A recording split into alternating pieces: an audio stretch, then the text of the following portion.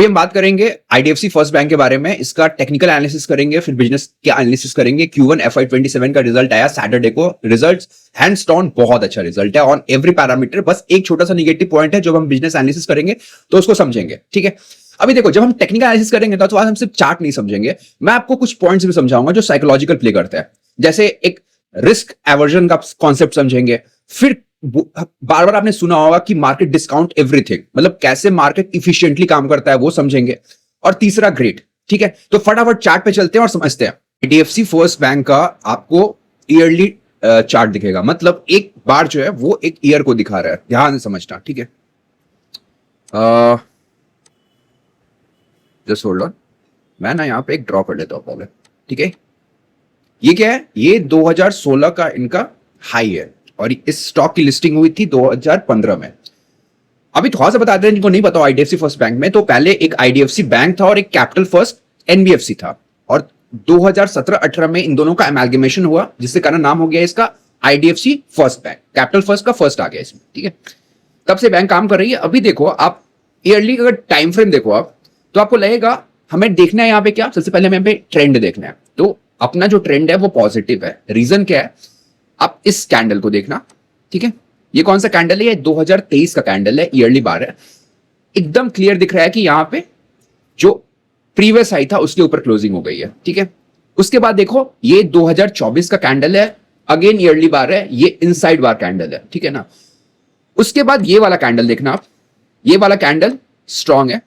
क्यों स्ट्रांग है, क्योंकि ये अपने प्रीवियस कैंडल के लो के नीचे गया है और इसने फिर क्लोज करा है जो प्रीवियस कैंडल था उसके क्लोजिंग से ऊपर, जो ये दिखाता है कि ये स्ट्रॉन्ग कैंडल है।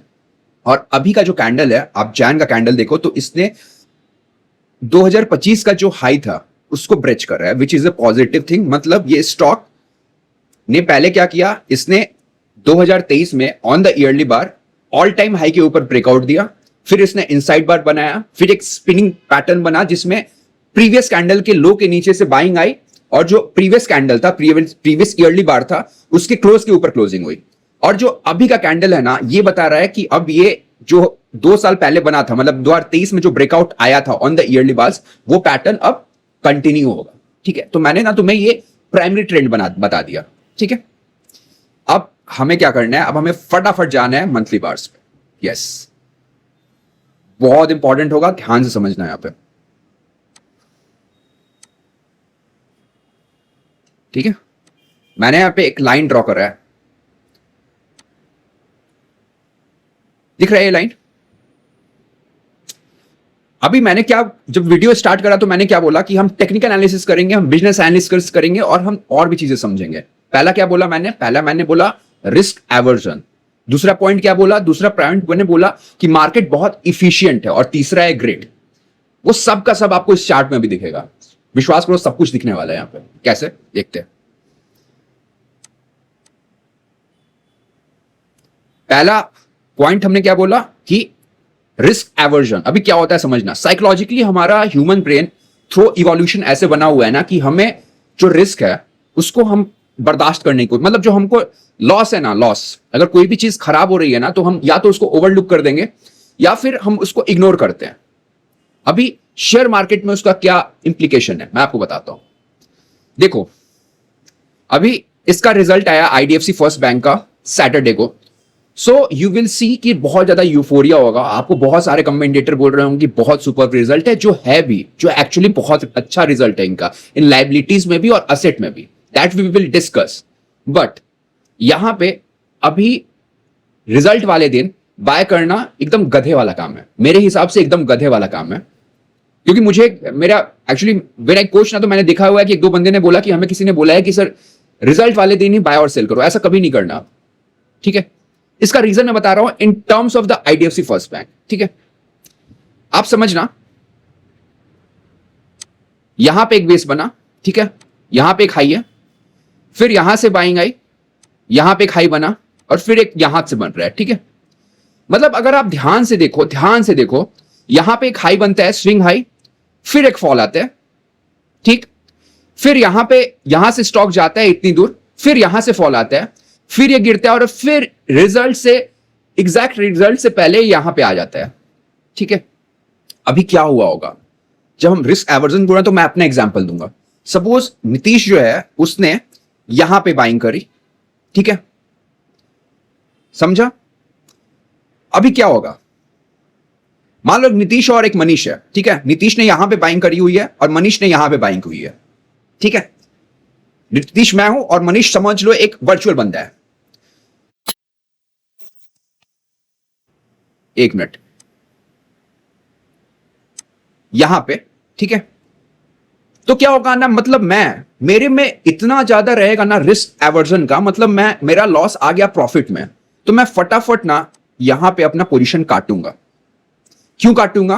क्योंकि भगवान ने हमें ऐसे बनाया हुआ है जहां पे हमें, जब हम शेयर ट्रेडिंग करते हैं तो जो लॉस होता है उसका इफेक्ट ट्वाइस थ्राइस होता है एज कंपेयर टू इसी अगर मैग्नीट्यूड का मुझे प्रॉफिट होगा तो, ठीक है। आपने ऐसा कभी किया है, मैं आप मार्क कर सकते हो, सपोज आपने किसी स्टॉक को बाय करा, ठीक है, तो बाय करने के बाद क्या होगा, या तो स्टॉक ऊपर जाएगा या तो स्टॉक नीचे जाएगा, दो ही चीज हो सकती है ना। अभी जब नीचे जाता है तो बहुत बार हम ऐसा करेंगे, हम टीवी देखेंगे, हम सोशल मीडिया पे जाएंगे, ट्विटर पे जाएंगे, यूट्यूब पे जाएंगे, टेलीग्राम में जाएंगे, अपने शेयर का टिकर नाम डालेंगे और चेक करेंगे कि लोग क्या बोल रहे हैं इसके बारे में। जो अच्छा बोलता है उसको हम लाइक करेंगे, जो गलत बोलता है उसको हम आर्गुमेंट करते हैं। ये नॉर्मल बिहेवियर है, सब लोग करते हैं ये, ठीक है। तो ये होता है सबसे पहले रिस्क एवर्जन, मतलब हमें ना हमने ट्रेड लिया, हमने अगर कोई स्टॉक में इन्वेस्ट कर रहा है तो मुझे बस उसमें विजयी होना है, मतलब वो लॉस में नहीं जाना चाहिए। और दूसरा रीजन क्या होता है ना कि आप यहां पे पोजीशन में काट नहीं पाऊंगा, क्योंकि मैं अगर पोजीशन काट लूंगा यहां पे तो मैं एक्सेप्ट कर लूंगा कि मैं गलत था। एज ए ह्यूमन बीइंग मैं फिर बता रहा हूं, बाय डिफॉल्ट हम लोग हार्डवायर हैं कि हम अपनी गलती नहीं मानते हैं, ट्रेडिंग में भी और पर्सनल एंड प्रोफेशनल लाइफ में भी, ठीक है। तो मैं क्या करूंगा कि जैसे ही नीतीश है यहां पे बाय किया हुआ है नीतीश ने, ठीक है, जैसे ही प्राइस यहां पे आया 1 जून 2026 के आसपास है, जनवरी 2026 में आया है, ठीक है, मैं यहां पे अपना पोजीशन काट दूंगा, क्योंकि जो मुझे पेन मिल रहा है ना लॉस में रहने के कारण, वो बहुत एग्जैजरेटिंग है, बहुत ज्यादा ओवरवेलमिंग है, उसको बर्दाश्त नहीं कर सकता। नॉर्मली 99.9% जो जनता रहेगी ना, वो जब ऐसे गिर के यहां पे जाएगा ना तो उसको आगे नहीं चाहिए गेन 40-50% का, वो हनुमान चालीसा पढ़ते रहेगा जब तक ये गिरते रहेगा, और जैसे ही आएगा ना वो काटेगा। दैट इज द रीजन यहां पे फॉल आता है, सबसे बड़ा रीजन रहता है वो, ठीक, समझा? अब बात करते हैं मनीष की, ठीक है, नीतीश ने तो काट दिया, ठीक है, मनीष क्या करेगा? मनीष ने यहां पे बाय करा हुआ था, उसने क्यों बाय करा? उसने बाय इसलिए करा होगा क्योंकि उसने कुछ टेक्निकल एनालिस्ट या फिर इक्विटी रिसर्च एनालिस्ट को फॉलो करा होगा, उसने बोला होगा आईडीएफसी फर्स्ट बैंक बहुत अच्छा कर रहा है, उसने जाके यहां पे खरीद लिया ब्रेकआउट के पास, ठीक है। अब वो जब गिरने लगा तो सेम चीज मनीष के भी दिमाग में जाएगी। अभी क्या है, रिजल्ट आया और प्राइस यहीं पे है। अभी मनीष ये वेट नहीं करेगा कि उसने आरओए का गार्डेंस बढ़ गया आईडीएफसी फर्स्ट बैंक में, कंपनी बोल रही है कि हमारा क्रेडिट कॉस्ट कम हो जाएगा, उसको वो नहीं चाहिए, वो घंटा उसे फर्क नहीं पड़ता, वो फटाफट यहां पे काटेगा। वही चीज है रिस्क एवर्जन, समझा बात? इसलिए मेरे ख्याल से ना इस पोजीशन पे बाय करना मतलब इट्स नॉट वर्थ, सिंपल सी चीजों में ये नॉट वर्थ है, बिकॉज यहां पे ना the probability of getting fail trade is high, और जो ड्रॉडाउन आएगा ना उसको एज ए ह्यूमन बीइंग आप बर्दाश्त नहीं कर पाओगे। बर्दाश्त भी तो करने का होना चाहिए ना। एज एन एग्जाम्पल मैं बताता हूं, यहां पे कितना ड्रॉडाउन है, यहां पे ड्रॉडाउन आया 40% का ड्रॉडाउन आया, और यहां पे ड्रॉडाउन कितना आया, यहां पे आया 33% का। बहुत होता है, बहुत सारे लोगों के लिए बहुत हो सकता है, लोग बर्दाश्त नहीं कर सकते। और ये सारे ना एक पोटेंशियल पॉइंट ऑफ इन्फ्लेक्शन है, यहां पे चेंजेस आ सकता है, आया नहीं है। सो रिजल्ट बहुत अच्छा हो तब भी आप इन चीजों को ध्यान में रखो। टेक्निकल पूरा काम करता है, मैं आपको डेटा और प्राइस के हिसाब से बता रहा हूं, ठीक है। अभी दूसरा पॉइंट मैंने क्या बोला, market is very much efficient. आप ऐसा मत समझो कि आप इक्विटी रिसर्च करोगे, जो कि होता नहीं है। मैं एक दिन बताऊंगा वीडियो कि जो इक्विटी रिसर्च आप करते हो ना, वो इक्विटी रिसर्च है ही नहीं, वो एक मतलब सूडो इक्विटी रिसर्च है। आई विल एक्सप्लेन इट, और मैं लॉजिकली बताऊंगा आपको। वो एक्चुअली करने की कैपेबिलिटी 99.9% लोगों में नहीं है, कोई भी डिग्री हो किसी के पास, ठीक है। दूसरा पॉइंट मैंने क्या बोला कि मार्केट बहुत इफिशियंट है।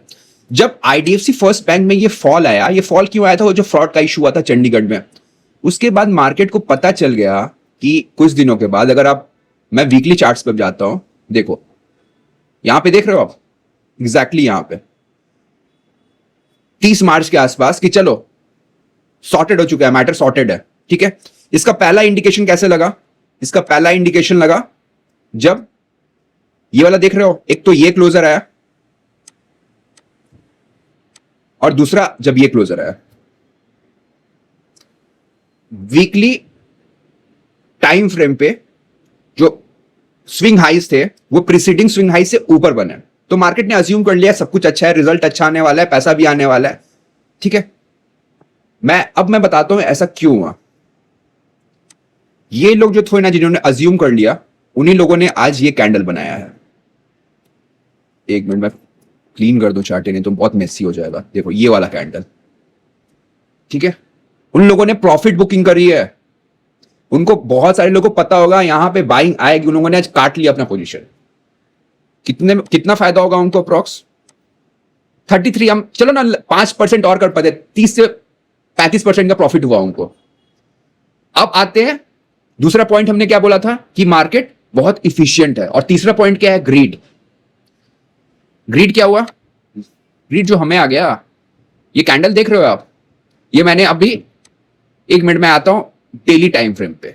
क्या मतलब, ये कैंडल का मैं पहले साइकोलॉजी बताता हूं, समझना कैंडल में हुआ क्या है। ठीक है, एक्चुअली मैं हॉलो कैंडल यूज कर रहा हूं इसलिए आपको ये ब्लैक दिख रहा होगा। ठीक है, ये एक नेगेटिव कैंडल है एक्चुअली। यहां पे क्या हुआ ना, मैं बता रहा हूं, क्रोनोलॉजी बता रहा हूं। आईडीएफसी फर्स्ट बैंक का रिजल्ट आया सैटरडे को। रिजल्ट के लिए आप बहुत यूफोरिया हो गया, आपको हो गया फोमो, आपको लगा साला गाड़ी मिस हो चुकी है, मेरे को खरीदना ही पड़ेगा, फिर मौका नहीं मिलने वाला है, मैं मरने वाला हूं, अगर नहीं खरीदूंगा तो मैं मर जाऊंगा। ठीक है, ये बच्चे को किडनैपिंग हो जाएगी। आपने जाके आपने टीवी में देखा, सोशल मीडिया में देखा, आप एकदम आप फोमो में आ गए। आपने क्या करा? आपने जाके जैसे ही ओपन हुआ ना, यहां पे खरीदा कुछ लोगों ने, और कुछ लोगों ने जब देखा कि ऊपर जा रहा है, इन सारे पोजीशन में इन लोगों ने खरीद लिया। ठीक है, और जो इन्फॉर्म्ड इन्वेस्टर है ना, उसने क्या करा? उसने उसकी क्लोजिंग करने वाला है यहां पे। मैं आपको कैंडल को बताता हूं, ये कैंडल क्या बता रहा है। ये कैंडल बता रहा है कि इसकी यहां पे ओपनिंग हुई, फिर यूफोरिया में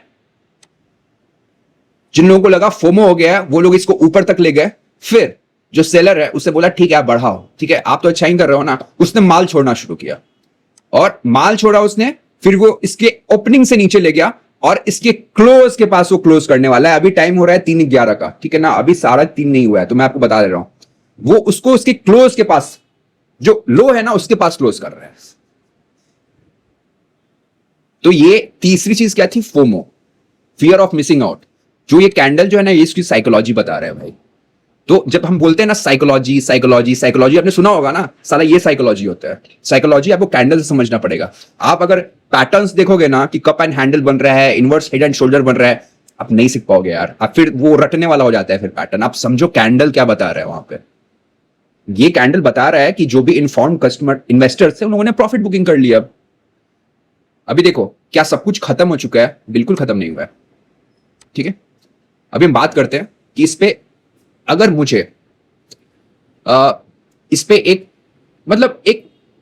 प्रूडेंशियल बनाना पड़ेगा, अगर मुझे इस पे एंट्री करनी पड़ी तो क्या हो सकता है? ठीक है, सबसे पहले हम क्या करते हैं ना, फिर जाते हैं इस पे डेली टाइम फ्रेम पे। ध्यान से समझना, ठीक है। Let the price retrace to this level, then we will go in the smaller time frame, अगर आप कर सकते हो तो, और वहां पे जाके इफ समवन ही और she has a desire can buy. Again ये कोई भी एडवाइस नहीं है, अगर आप मेरा एडवाइस सुनोगे ना तो आप 200% बैंकरप्ट हो जाओगे, आप कंगाल हो जाओगे, तो मेरा एडवाइस मत सुनना।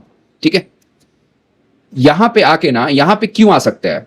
ठीक है, पहला सपोर्ट ये एक गैप है, दूसरा सपोर्ट जो डेली टाइम फ्रेम पे आप देखोगे यहीं पे सपोर्ट ले लेके ऊपर गया है। ठीक है, ठीक है, अभी तीसरा सपोर्ट भी है, यहां पे चूंकि गैप अप हुआ है, ठीक है, ये फ्राइडे क्लोजिंग गैप अप हुआ है, तो ये भी एज ए सपोर्ट काम करेगा। तो और इंडिकेटर्स भी दिख रहे थे, if I am not wrong ना, इंडिकेटर्स भी यहीं पे लाई करने चाहिए। यस, 20-50 मूविंग एवरेज भी यहीं पे आ रहा है, और super trend, yes super trend भी यहीं पे है। ठीक है, तो मैंने क्या क्या बताया? एक ये वाला गैप, एक प्राइस एक्शन में जो डेली का बेस है वो है, और एक जो फ्राइडे के कंपैरिजन में जो गैप अप हुआ है उसका, प्लस मूविंग एवरेज आपको सपोर्ट कर रहे हैं, सुपर ट्रेंड सपोर्ट कर रहा है, आरएसआई मैं नहीं चेक कर रहा हूं, वो जाके आप चेक कर लेना, वो भी पॉजिटिव होगा। तो अगर मुझे एक मतलब एक रिस्क रिवॉर्ड अच्छा चाहिए ना, तो अच्छा सेटअप यहां पे बनेगा। ठीक है, आपका जो भी सेटअप होना उस हिसाब से आप इसको देख सकते हो। तो मेरा यही आपको कहना है ना कि आप किसी की बात मत मानो, और आप मेरी बात भी ना विद बैग ऑफ सॉल्ट सुनो। ठीक है, बहुत संदेश से सुनो मेरी बात, लेकिन आप ना अपना स्लो थिंकिंग करो। जब भी आप को ट्रेड लेना है ना या पैसा लगाना है, तो आप स्लो थिंकर बनो। आप स्लो थिंकर बनोगे तो आप बहुत कॉशियसली अपना पैसा, जो बहुत इंपॉर्टेंट होता है, डिप्लॉय करोगे। ठीक है ना, और लॉजिक लगाओ। आपको रिस्क भी समझना है। ठीक है, रिस्क नहीं समझोगे तो खत्म हो जाओगे। समझ गया ये चीज? ये बहुत इंपॉर्टेंट था, इसलिए मैंने आज आईडीएफसी बैंक के शेयर को चुना। देखो, आईडीएफसी बैंक ने बहुत अच्छा रिजल्ट किया है। अभी फटाफट ना हम इसका रिजल्ट भी देख ही लेते हैं। देखो, यस, मैंने कौन कौन सा स्टॉक कवर किया है ना बैंक्स में। अगर आप देखो तो बैंक्स में मैंने ऑलमोस्ट आईसीसी बैंक कवर करा था, कोटक किया था, एक्सिस किया था, एचडीएफसी किया था, येस बैंक भी मैंने किया हुआ है, इंडस्ट्री बैंक भी किया हुआ है। भाई सारे बैंक्स में ना कहीं कुछ गुफअप्स थे, किसी किसी में तो दोनों में गुफअप था, एसेट में भी लाइबिलिटीज में। आईडीएफसी फर्स्ट बैंक का जो शेयर है ना, इसमें दोनों में कंपनी ने हैंड्स डाउन बहुत अच्छा किया है। पहले हम बात कर लेते हैं किस चीज की, कस्टमर डिपॉजिट की। ठीक है, अभी आप देखो जो इनका टोटल डिपॉजिट है ना, वो ग्रो कर रहा है by 5.3% sequentially, which is very good. अभी इस पे सबसे अच्छा चीज क्या है, जिसको आइसिंग ऑन द केक कहते हैं, कि हम कोटक का देखो या फिर एक्सिस का देखो या फिर एचडीएफसी का देखो, सबके सबकी हालत टाइट है कासा में, और this bank has delivered 8% sequential growth in the Kasa ratio. मतलब कासा का नंबर बहुत अच्छा बढ़ रहा है इनका। अभी कासा अगर बढ़ता है, और चलो ये भी लॉजिक ले लेते हैं कि इनका हो सकता है कि जो करंट अकाउंट या सेविंग अकाउंट का जो रेट है वो हाई है, तब भी अगर आप इसको कंपैरिजन करो फिक्स्ड डिपॉजिट तो कम ही है ना। सो मुझे लगता है as a universal bank they have done a phenomenal job in the CASA. बहुत अच्छा काम कर रहा है इन लोगों ने, and that is the reason ना आपका इनका निम भी देखना, दो सीक्वेंशियली बस 3 बेसिस पॉइंट से ग्रो कर रहा है ये, बट ग्रो कर रहा है। आप बाकी लेंडर्स को देखो, आप आईसीआईसीआई बैंक को थोड़ा सा रूल आउट कर दो तो बाकी लोगों ने तो मतलब उनका घुस गया है यार। ठीक है, कोटक बैंक का तो आप जाके करंट अकाउंट देखना, 10-15% सीक्वेंशियली टूटा है करंट अकाउंट। सो डिपॉजिट में दे have done a phenomenal job. ठीक है, अभी हम बात करते हैं इनके लोन बुक की। तो लोन बुक का इनका दो पार्ट है, एक है रैम और दूसरा है आपका होलसेल बैंकिंग। रैम क्या है? R for retail, A for agriculture and M for MSME. ठीक है, अभी इनका लोन बुक हो गया है 3 लाख करोड़ का।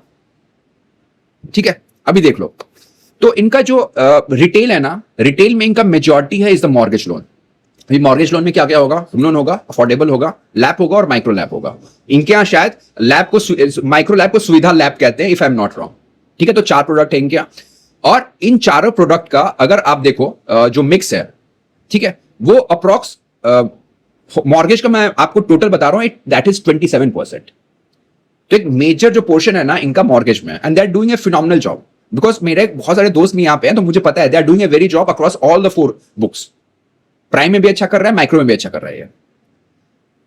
अभी इनका आप देख सकते हो जो होलसेल फाइनेंस है वो है 21%, एमएसएमई है 12% और रूरल फाइनेंस है 8%। अभी रूरल फाइनेंस में इनका एमएफआई का भी सेगमेंट है और अलाइड का भी है।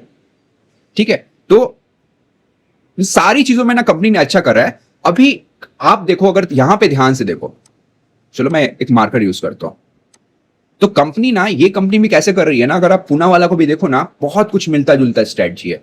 मतलब इनका फिक्स्ड है, मतलब इनका सिक्योर्ड है। होलसेल में भी इनका बहुत सारा जो इन्होंने लेंडिंग करी है ना, सिक्योर्ड है, जो इन्होंने टर्म लोन दिया हुआ है। अभी आप यहां पे देखना, आपको कंज्यूमर लोन दिख रहा होगा। ठीक है, कंज्यूमर लोन सीक्वेंशियली इन्होंने ग्रो कर रहा है बाई 7.5%, और क्रेडिट कार्ड है 4.5%। अभी क्रेडिट कार्ड की बात करते हैं, सबको पता है अगर रिवॉल्व करते हैं तो आपको 35 to 40% का रेट ऑफ इंटरेस्ट लगता है। अभी ऐसे प्रोडक्ट को, दो उसका बेस साइज छोटा है, बट उसका जो रेट ऑफ डिसबर्समेंट है ना, जो पॉजिटिव डेल्टा है वो हाई है एज कंपेयर टू ट्रेडिशनल। ऐसा क्यों कर रहे हैं? स्प्रेड बढ़ाने के लिए। ना बात करते हैं कंज्यूमर लोन की। कंज्यूमर लोन में क्या क्या हुआ? सैलराइड पीएल हुआ, डिजिटल पीएल हुआ, अनसिक्योर्ड बिजनेस लोन हुआ और कंज्यूमर ड्यूरेबल लोन हुआ। भाई इन्होंने कंज्यूमर ड्यूरेबल लोन में फिनोमिनल जॉब ये कर रहे हैं, बिकॉज ये चारों का 4 प्रोडक्ट है ना, इसमें स्प्रेड अच्छा आता है। ठीक है, समझ रहे बात?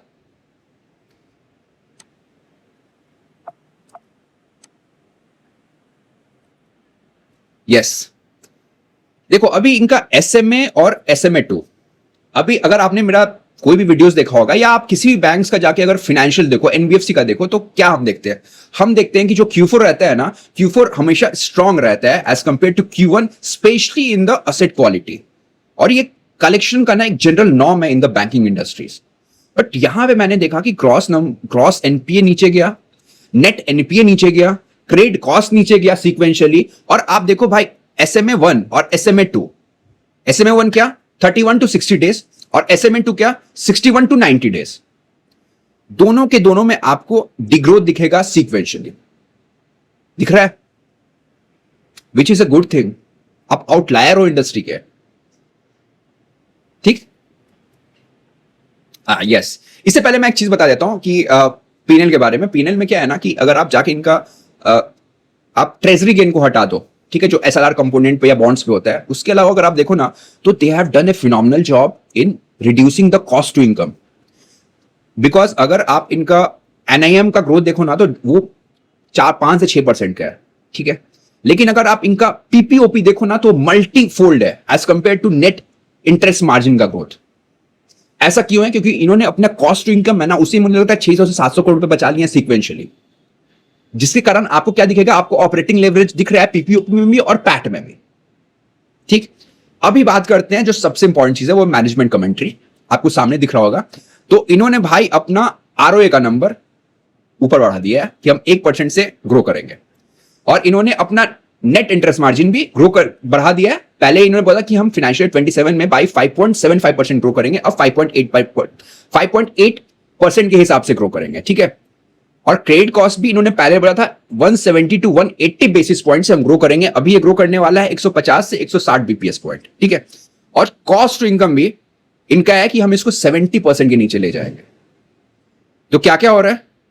आरओए अपग्रेड कर दिया, क्रेडिट कॉस्ट कम कर दिया, एनआईएम बढ़ा दिया, कॉस्ट टू इनकम बढ़ा दिया, तो सारा का ऑपरेटिंग लेवरेज तो आना ही है ना। फिर जब आप आय भी बढ़ा रहे हो, खर्चा भी कम कर रहे हो, और जो नॉन कोर ऑपरेटिंग एक्सपेंस होता है, क्रेडिट कॉस्ट भी कम करोगे, प्रोविजन भी कम करोगे, तो ऑब्वियसली आपको तो मतलब फट के ऊपर आना है, मतलब it is but obvious. Now एक चीज जो मुझे लगती है ना आईडीएफसी फर्स्ट बैंक में, IDFC First Bank has the history to raise the capital, ठीक है ना। इस बार भी if I am not wrong तो उन्होंने करीब 20,000 करोड़ रुपए उठाने वाले हैं, टीयर 1 या टीयर 1 के लिए उठाएंगे जहां तक मुझे पता है।